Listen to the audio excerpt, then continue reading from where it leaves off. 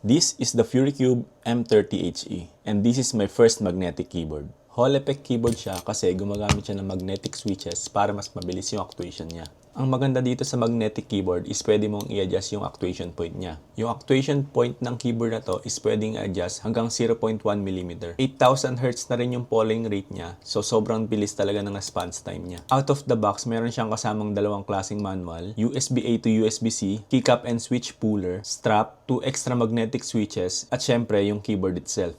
If you want to hear the sound of this keyboard, listen to this.